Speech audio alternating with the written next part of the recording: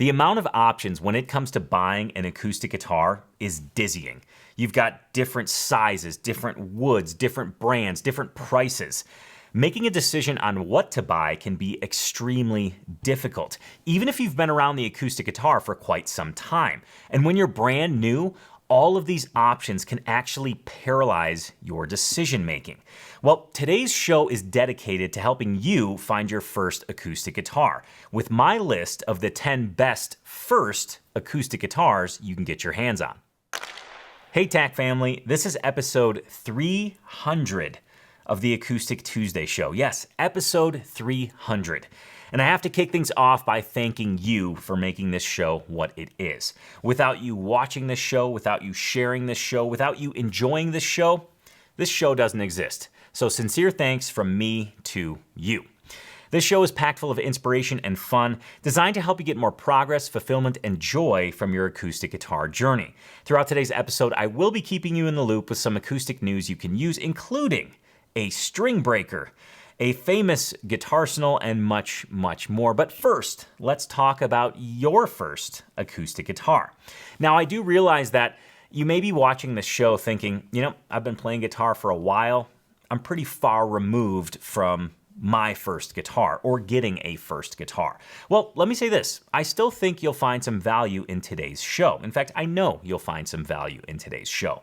Furthermore, you may have a relative or a friend who wants to get into guitar for the first time. If that's the case, this show is right up their alley, so please share it with them. Now, I wanted to do this on episode 300 because the Acoustic Tuesday show is designed to inspire you. It's designed to help you start your guitar journey. It's designed to help you continue your guitar journey. And all guitar journeys start with a first guitar. So I've made a list of 10 guitars that I think offer great bang for the buck. All of these guitars play well, all of these guitars are comfortable, and all of these guitars make fantastic first guitars.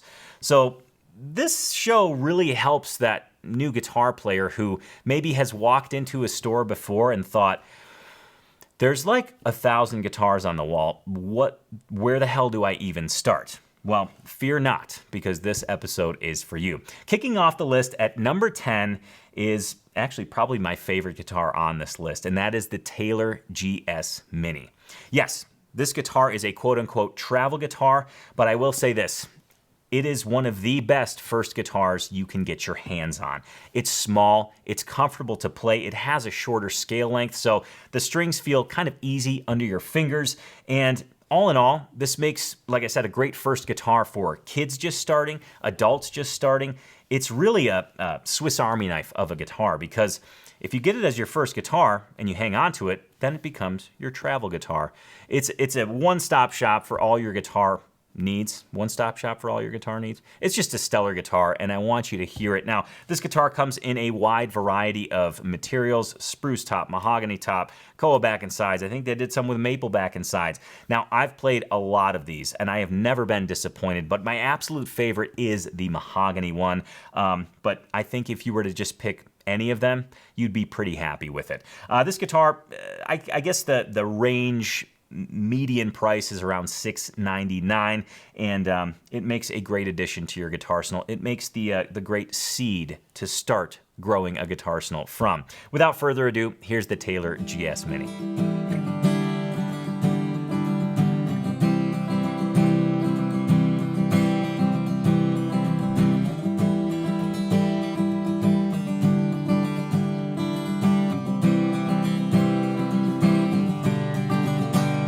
Coming in at number 9 is a guitar that costs $229. It is one of the best student model solid topped guitars in existence, period. The Yamaha FG800. I cannot tell you, when I was working at Music Villa here in Bozeman, how many of these guitars we sold to new guitar players. And everybody reported that their experience was fantastic. They play well, they sound good, and it's $229. Pretty great deal on an awesome guitar, an awesome first guitar. Here's the Yamaha FG800.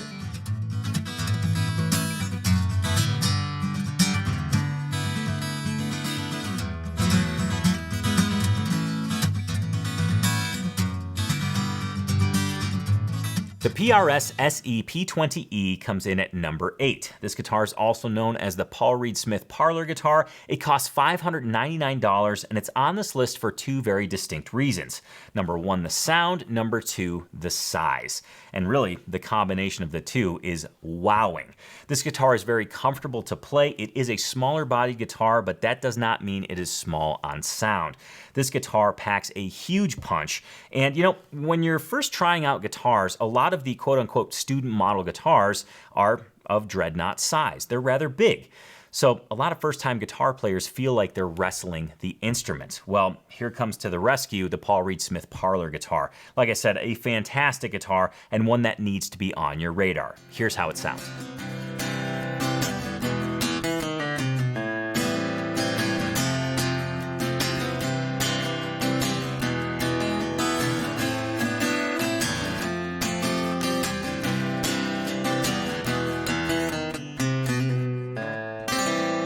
The number 7 spot is held by a guitar that costs $299, the Alvarez AF30. Part of their Artist series, this guitar does have a solid top. It is a quote-unquote folk size, think OM size. So just beneath the dreadnought, it has a thinner waist, and it allows you to have kind of that comfortable reach around the guitar so you can strum or fingerpick. I've always been amazed at the quality of Alvarez's lower-end instruments. Okay. Their higher-end instruments are fantastic, okay? We're just gonna set that aside though, but here you're looking at a guitar that's $299 with a solid top that plays great and sounds awesome. And it's one that you get as your first guitar, and likely it hangs around for quite some time, maybe forever, because it is indeed that good. Here's how the Alvarez AF30 sounds.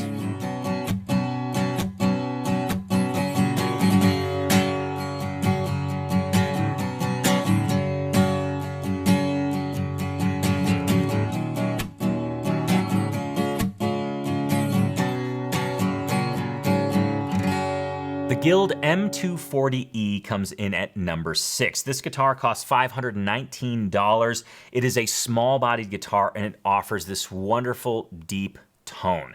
I would say that my one critique of a lot of student-level, lower-end instruments, think first guitars, is that they sound brittle and thin. This guitar is the complete opposite of that.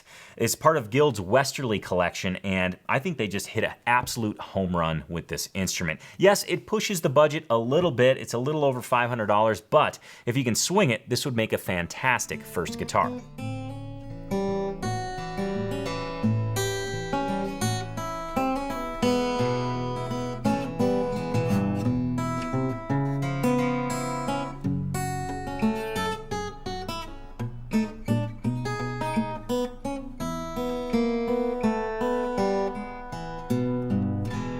The number 5 spot is held by the Seagull S6. This guitar costs $779, so yes, I'm pushing the budget a little bit here, but to me, this is the quintessential first instrument.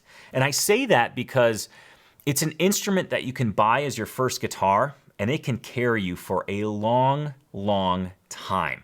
I've always been enamored with Seagull guitars because of the materials that they use, the workmanship that their guitars have and exhibit. I just am always stunned at the amount of quality Seagull guitars bring to the table at a decent price. Yes, this guitar is approaching $1,000, but you have a solid cedar top, wild cherry laminate back and sides, and just a beautiful playing guitar. I've also noticed that the Seagull guitars generally have a thin or slimmer neck, which is a great fit for a first-time guitar player. So if you can swing this, if you can swing the Seagull S6, this guitar will carry you for a long time and be your companion for a good chunk of your guitar journey. Here's how the Seagull S6 sounds.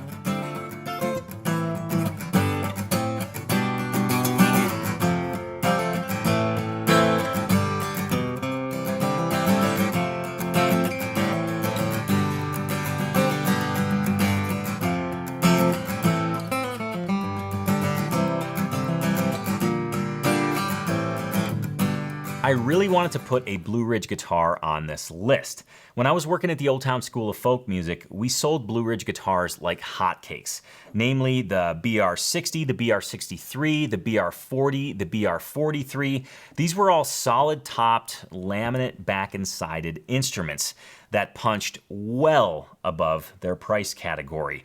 And I've noticed through the years that the prices of Blue Ridge guitars have crept up quite considerably. In fact, I think when we were selling like a BR40 was maybe $549, something like that. I can't remember the exact price, but I think they've almost doubled in price if I'm not mistaken. So I was a little heartbroken because I wanted to keep the budget of this list kind of low. Enter Bristol guitars. These are the Blue Ridge Guitars Saga Musical Instruments student grade guitars, and they're fantastic. We're looking at two models here, the BM16 and the BD16. The BM is a smaller body, the BD is a dreadnought, and these guitars sound awesome, all for $279. And I gotta say, the quality is right there, and they kind of have this wonderful traditional look. I mean, a lot of these do, but I think the Bristol guitars really nail it, and it's a good combination of playability, tone, and just the look of a classic guitar. So let's go ahead and check out the Bristol BD16.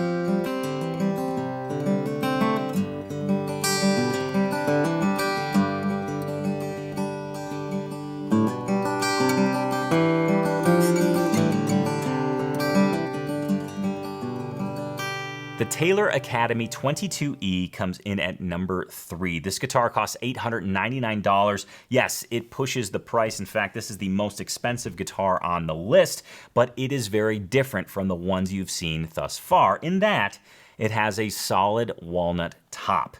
Now, I specifically cited the 22E here because it is the smaller body size. They also make the Academy 20E, which also has a walnut top, but it is a dreadnought size. Just something to be clear on there. I favor the smaller bodies, especially for beginners or for your first acoustic guitar. This guitar has a deep sound. I think Taylor's, specifically on the lower end, get a lot of criticism around being shrill, too bright, too brittle. Not the case with this instrument. It does have the Taylor clarity, I will say that, but having the walnut on top adds a little bit of warmth and makes for a great first guitar. And again, this is one of those first guitars that will last you a good long time. It could very well be a forever guitar. I almost said first ever. It could be your first ever guitar, but it's also a great forever guitar. Let's go ahead and listen to the Taylor Academy 22E.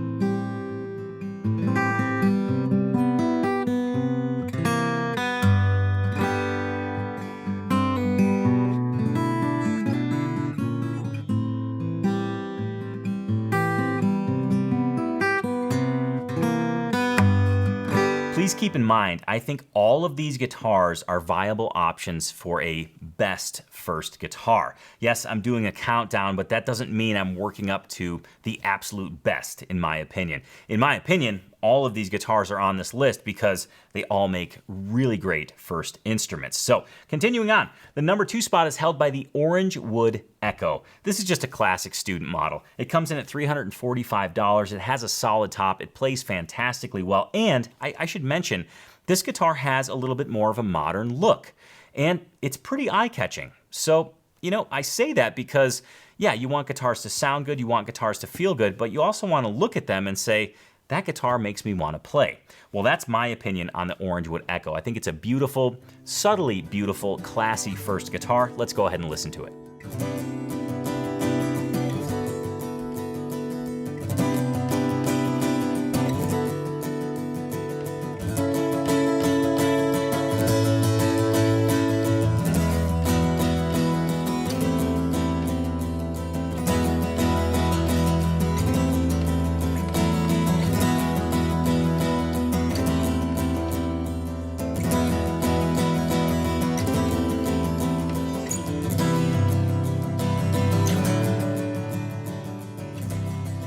Rounding out the list at the #1 spot is the Martin DX1E. This guitar costs $549. It has high pressure laminate back and sides, a solid Sitka spruce top, and it has a pickup installed. So I say this because if you're out there thinking, gosh, I want to play guitar and one of my goals is to play an open mic, this would be a great guitar to have on your list, to at least check out. Now, some of these other guitars did indeed have a pickup as well, and those would be fantastic candidates, but I have to say that the X Series provides another element that I think is one to consider, and that is roadworthiness.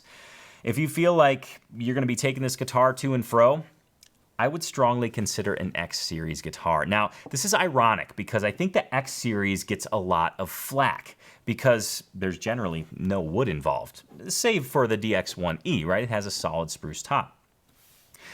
And I think the high pressure laminate, folks might look at that and maybe frown upon it. Now, I actually had, long ago, I had a Martin DXK2. It was all high pressure laminate. And I'm so happy I had this guitar because it actually sounded really good, but I dropped it. I actually used to take my guitar to work when I was first learning. I worked at a fitness center and I did the opening shift. So I'd be there super early in the morning getting things ready. Once I got things ready, I had a little bit of guitar time. Well, I had this guitar laying on the counter. I turned to grab a towel. My shirt caught the neck of the guitar and drug it off the counter. Bam, worst sound I've ever heard in my life. The guitar was fine, and I attribute that to it being made of high-pressure laminate. In fact, it wasn't fine. It had a seam separation on the side. Neither the top nor the back nor the sides cracked. The seam just separated, and it was a simple glue job, and boom, the guitar was back in action. You couldn't even tell that it had been damaged.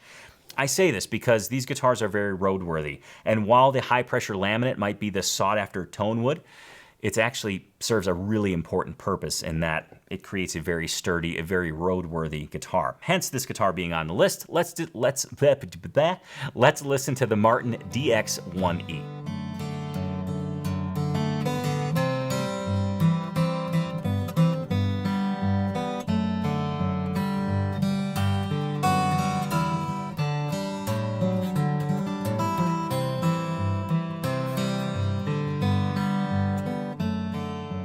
All right, now it's your turn to chime in. In the comments below, let me know your favorite first guitar. Not necessarily your first guitar, but if somebody were to come up to you and say, hey, what's a good guitar to get? I'm just starting. What would you say to them? Put that in the comments below. I'd love to create a list for any first-time guitarists, any guitar shoppers out there that want to entertain some options. And on that, I should mention, there's one guitar brand that I wanted to put on the list, but I don't have a lot of personal experience with, so I just want to mention it. The Farida brand, and I believe the Elderly Instruments stocks these fairly regularly. They seem to float around $400, and they definitely capture vintage vibe, and they sound really, really great. So I wanted to mention those. In fact, I've heard that name pop around the comments before. So I'll just throw that as a kind of a side, an auxiliary addition to the list. Farida guitars, and I think to check those out, the best place would be Elderly Instruments. Okay, moving right along, let's go ahead and dig into some acoustic news you can use. And kicking things off is Kyle Orla. Now, I know I've mentioned Kyle on the show before. He runs a YouTube channel that is absolutely fantastic. Runs a YouTube channel? Is that even a phrase? He has a YouTube channel that's fantastic. If you're into folk music, if you're into eccentric folk music, I would say that Kyle's channel is for you. He does great videos on various songs. He did a great one on Elizabeth Cotten. He did a great one on Taj Mahal. Mississippi John Hurt, the list goes on and on and on and on. Very knowledgeable, great repairman as well. Well, he did a video with Charlie Parr. He's done numerous videos with Charlie Parr, but this most recent one hits home because Charlie has battled with focal dystonia, as a lot of musicians have, where there's a brain-muscle connection that just misfires, and it's like your hand, fretting hand or picking hand, doesn't do what your brain wants it to do. I'm not doing a great job of describing it here. Charlie does a much better job, and that's the basis for this video. It's an interview of sorts, digging into the complications that focal dystonia can cause and the ramifications it has had on Charlie's playing style. And I think it's just a great watch. It's about a 20-minute interview. We're just going to look at a brief clip of it right now. I'm sitting down to play the guitar. Everything is fine. I go to do what I always do, and everything stops. You know, literally, my hand curls into a fist. And so the doctor that I saw at the time is talking about, okay, well, you shouldn't do that. I'm like, that's not an option. I can't not do that. That's right. The thing that I do. You can't be correct. There's got to be another way. You know, I was literally panicking. I mean, you know, people throw the term existential crisis around a lot, but that was, to me, the biggest existential crisis of my life. Yeah. The thing that I had done since I was 8 is now gone. You know? Right. And the way, when I did some research about it, and I talked to the doctor that was kind of learning at the same time I was. Was it a Duluth doctor, or it was somewhere special? It was a Minneapolis doctor. Okay. So I'm learning all this stuff, and at the same time, I'm trying to figure out how to still play. So move the guitar, and that worked for a second. Oh. You know, get a massage, and that worked for a second. Yeah. But then it would come back. So all these things like this, like I can fool, like I realized I can fool my brain for just a minute. Yeah. And as soon as it realizes what I'm trying to do, that's not going to work. So that, you know, and the interesting thing, you know, you sent me that Julian Lage video about this, and he put it better than I think anybody has. You know, your brain is trying to help you be more efficient, and what it's actually doing is taking away skills that you need to do what you do. Yes. My entire hand kind of turned into a club. My fingers stopped operating individually, you know, and started operating as a more of a flipper. Your next news nugget comes from Joel Patterson. He will be releasing a new album, and the description has my mouth watering. The album name is Wheelhouse Rag, and it features all original acoustic guitar rags and blues instrumentals. It's coming out on Jalopy Records, and it will be available as an LP, a CD, and of course, digital download and or streaming. He just released a song off of it called King Street Breakdown. It's available right now. You can check it out. In fact, let's go ahead and listen to Joel play a little bit, and after you hear him play, I want you to do me a favor. I want you to head on over to Jalopy Records and please pre-order this album. I think this will make a fantastic addition to your record shelf, and I think it will inspire you. Joel's an amazing player, and, well, you'll see in this clip.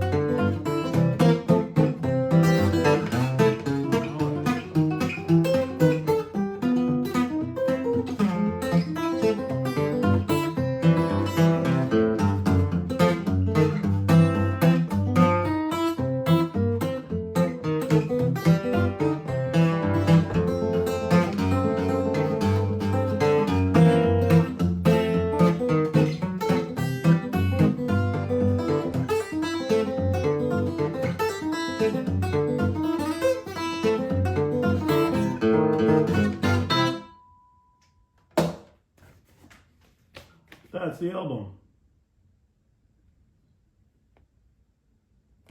Complete with songs.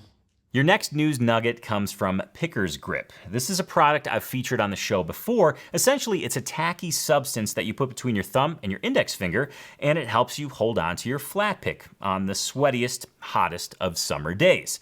Well, they just reformulated, and they are now offering this product in a chapstick tube. In fact, Billy from Picker's Grip sent me some months back, and I've really enjoyed it. In fact, it's just been sitting in my gig purse, which is a little leather bag I take to all my gigs.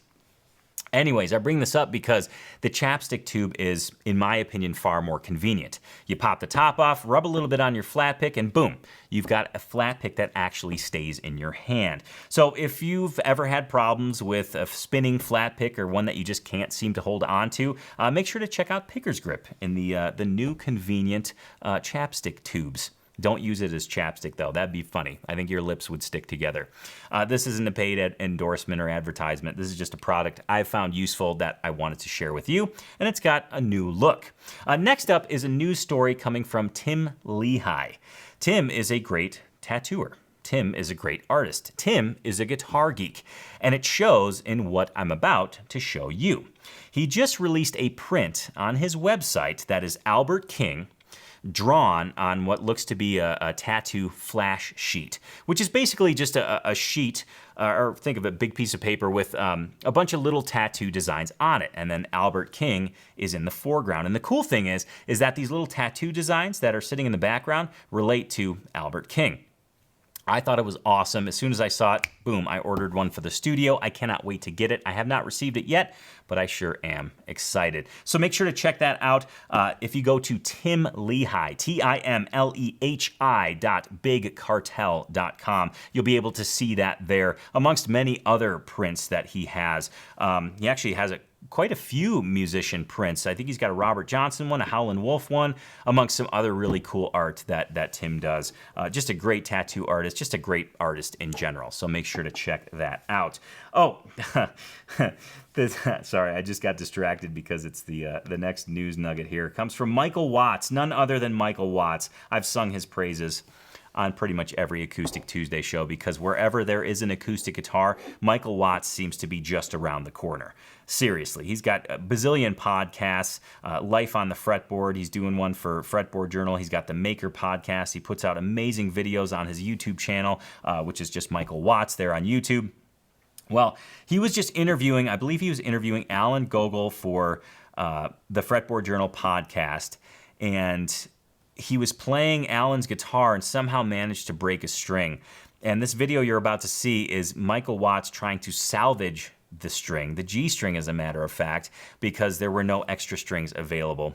It's pretty funny. Maybe you won't find this as funny as I do, but I just kind of love it. I just kind of love it. It's just kind of like you feel like you're hanging out with the two of them, Michael and Alan. I don't know. Let's go ahead and take a look at it. So I'm here with guitar extraordinaire, boutique, friend of the boutique guitar community, the single authority on the boutique guitar. And so, Michael, what are we doing here? Well, I'm restringing your instrument because I put it in DADGAD, and apparently this set of strings has never seen an actual G, So believe it or not, and it just went. It wasn't having any of it. So because Alan only brought one set of handmade exotic Austrian strings with him from Australia to Germany, we're going to see if we can resurrect this thing. Now, if I twist do you have a message for Ted? Should he have built a better guitar? No, it's got nothing to do with Ted. It's not Ted's fault. Ted's wonderful. It's got nothing to do with Ted. If anything, it's the jokers at The G string wasn't strong enough. G string was no match for my vibrato. Now it looks like, I think that's going to work, isn't it? Yeah, look, I admire your optimism, Alan. I always have. But this, Look, it's either going to work or something's going to snap and we're both going to lose an eye. there is that, yeah. I hope you enjoyed that as much as I did. I thought it was really funny. In fact, I wasn't originally going to include it on the show, but I thought, you know what? It's episode 300. Let's get crazy. Let's get wild. Now go ahead and grab your guitar. Don't break a string. Go ahead and grab your guitar. Now it's time to see what the TAC family is working on today. Every single week within Tony's Acoustic Challenge, the TAC family rotates through the 5 essential skills that help you learn songs fast. On Monday, they do a technique challenge. Tuesdays, a guitar lick challenge. Wednesdays, an improvisation challenge. Thursdays, a rhythm guitar challenge, and Fridays a chord transition challenge. Today is Tuesday. The TAC fam is working on a guitar lick, and here it is. Your Tuesday TAC guitar lick challenge is entitled Fire Up the Chimney. Why? Because this entire week within Tony's Acoustic Challenge, we're honoring summer grilling, one of the best pastimes ever. Period. Ever. You've got hot coals, you got a grill, you got steaks, burgers, brats. It's amazing. That has nothing to do with the musical theme, though. The musical theme this week within Tony's Acoustic Challenge is using hammer-ons. Using hammer-ons in your rhythm guitar playing, in your solo guitar playing, and in guitar licks such as the one I'm about to show you. So be on the lookout for hammer-ons. You really can't miss them. Okay, here's how the lick sounds.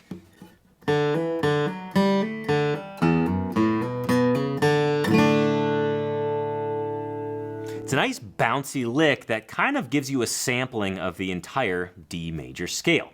But how do you use this in a musical context? I'm going to show you. We're actually going to split this right down the middle, use the first half to change from a D to a G chord, and the second half to change from a G to a D chord. But first, TAC fam, if you want to learn this note for note, please log in. This is your daily challenge. Click on Start Challenge. That'll take you right away to the teaching video. Once you get it under your fingers and you're familiar with it, you can move to the play along video. Pick a speed that's comfortable for you, and don't forget to click that tab icon in the lower right-hand corner so you can see how it's written and you can play along with it. Okay, so how do you use this? Well, as I mentioned, we're going to use this as a chord transition. Let's go ahead and chop it in half. What I'm going to do first is play a D chord and then use the first chunk of this lick and go to a G chord. That will sound like this.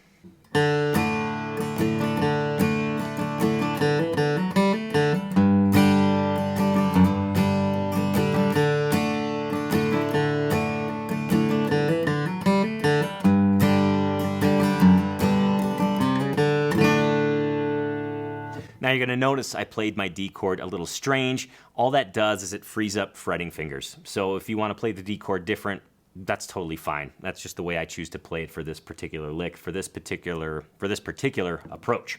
Okay, so that's the first chunk. Let's go ahead and look at the second half of this, and all we're using this for is to change from that G chord back to a D chord. It's a little bouncy, it involves some string skipping, but it creates this wonderful flow and does indeed lead the listener and your fellow guitar players back to a D chord from a G. Here's how that would sound.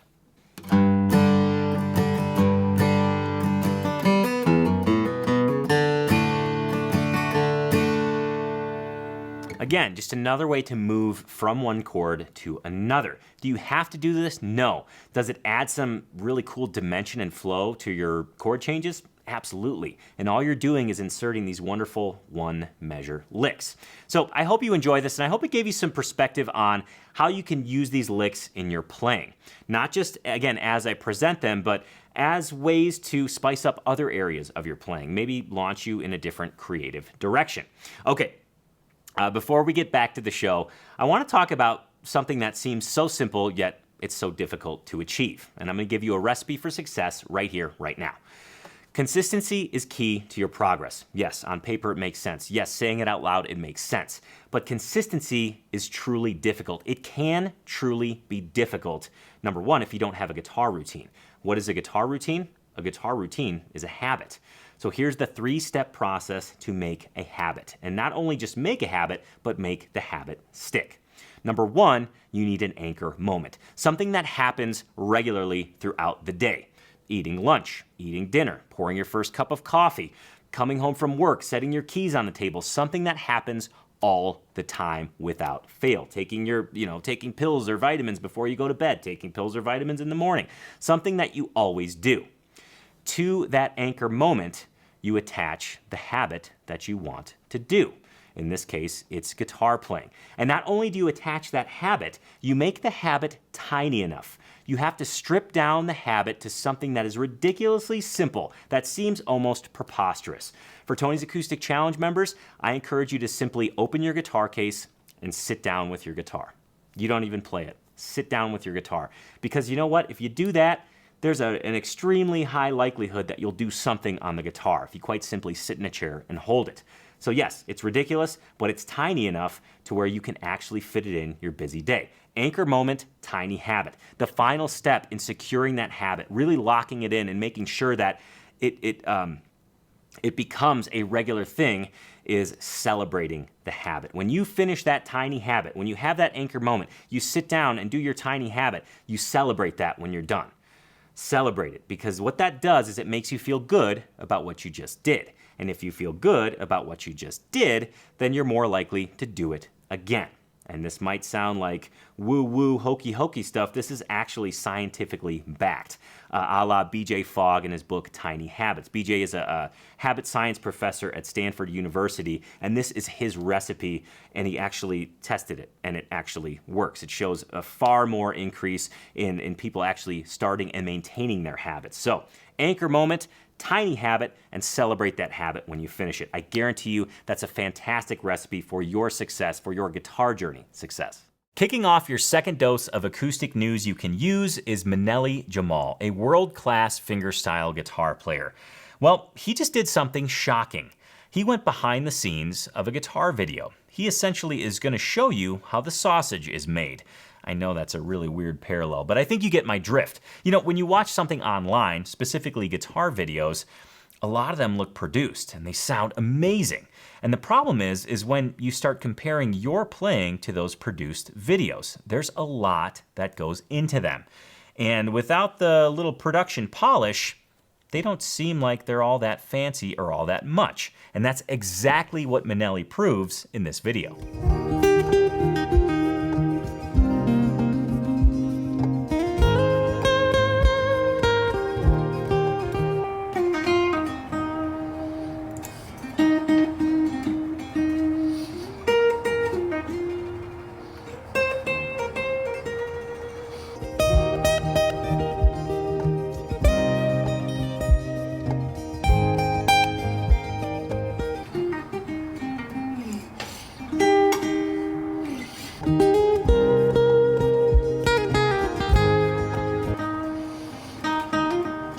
Next up is something from Eddie's Guitars called the Artist Sessions, and it's exactly what it sounds like. They have a brilliant guitar player come through and play a brilliant guitar and record it and video it for all of us to enjoy. Well, most recently they had Hiroya Tsukamoto come through. Never heard of Hiroya before, and I'm glad I clicked on this video because I love his playing. I absolutely love his playing, and I think you will as well. Here is Hiroya Tsukamoto at Eddie's Guitars playing one of their artist sessions.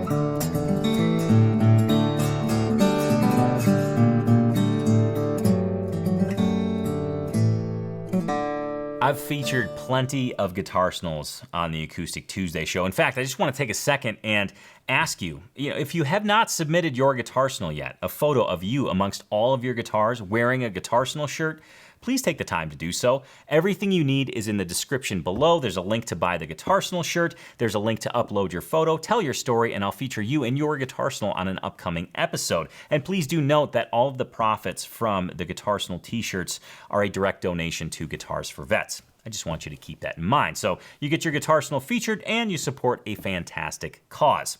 Well, the reason I'm talking about guitar snulls is because I just stumbled into something on YouTube that I needed to share with you because chances are you may not have seen it yet. Good Morning America, is that what I'm doing here? What's Good Morning America? CBS Sunday Morning? I don't know. It was on one of the news shows and they posted this. It's a tour of Paul Simon's guitars. Paul Simon is just chilling at home, I think, in his studio, and he's just going through his guitars, sharing a little bit about each one with the host. I believe his name is Anthony Mason. Yeah, Anthony Mason. Something you should see, so let's go ahead and do that right now. So this guitar is the guitar that I recorded all those 7 Psalms on, and this guitar was the guitar that I used on all my solo records after Simon and Garfunkel. This guitar is probably the guitar I wrote Bridge Over Troubled Water on. I don't know, I have 2 of these, so I don't know which one it is. This was the guitar from all the Simon & Garfunkel records. But now it's tuned into a different tuning. It's tuned into what they call a high string or a Nashville tuning. Everything is up an octave. It has a nice shimmer. It goes well with other instruments. Yeah. Other guitars, it puts a shimmer on the top. I like that word, shimmer. Uh-huh. This guitar is the first guitar that I ever owned that my dad bought for me Yeah. when I was 13. It's a stadium guitar, costs like $60 or something. How long did you use it for? I started to play when I was like almost 13, and a year or so later I bought my first electric guitar, but which is stolen, unfortunately. And that guitar over here, Yeah. this is one of the guitars I use on stage, and it's my model, Paul Simon. It's a Martin, and It's real pretty. it's very pretty. Has nice, all this inlay and.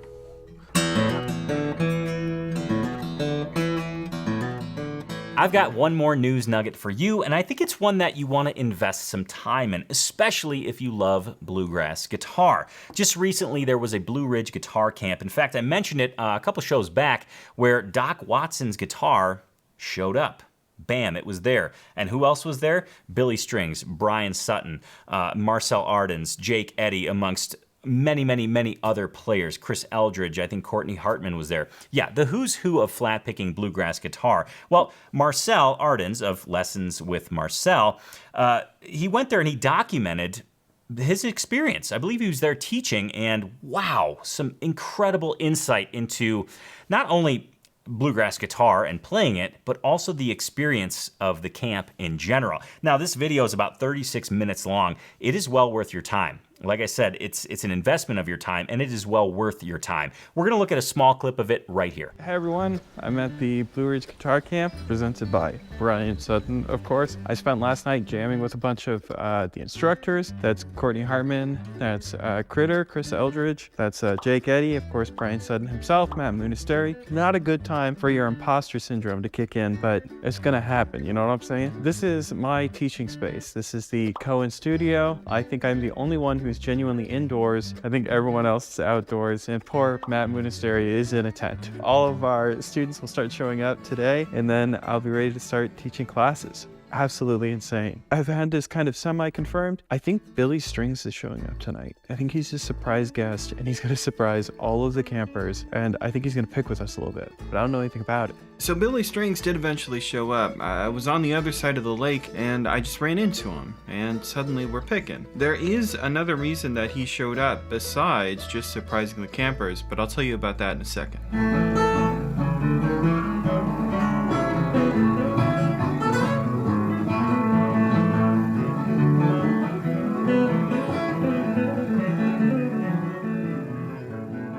And on those hot, tasty bluegrass notes, I think it's a great time to wrap up the Acoustic Tuesday show for today. Yes, episode 300 is coming to a close. It feels so final, but it's not. Don't worry. Acoustic Tuesday is going to go well into the thousands of episodes. But to get to episode 1000, we have to move through each singular episode. And next up is episode 301. That's happening next week. But Tone, let's take a sneak peek into next week. Well, next week on the Acoustic Tuesday show, we're going to take a look at some interesting acoustic guitars from my guitar arsenal, specifically square neck acoustic guitars. I'm not talking resonator guitars. We're not going to go down the Dobro road. We're going to go down the vintage square neck acoustic road. You'll see what I mean next week. It's not going to be one that you want to miss. That's happening next week on the Acoustic Tuesday show. Remember, you can catch Acoustic Tuesday every single Tuesday at 10 a.m. Mountain Time. And I want to say this before I let you go for the 300th time. Actually, I haven't been saying this every episode, but I think it's very important, so I do say it at the end of every recent episode. Your guitar success, however you define it, is directly related to your guitar routine. So please invest the time in developing your guitar routine and make sure to have fun every single day that you play. Fun should be your absolute top priority. Thank you so much for joining me today. Thank you for being a guitar geek, and I'll see you next Tuesday on the Acoustic Tuesday show. Cheers to you. Guitar Geeks Unite.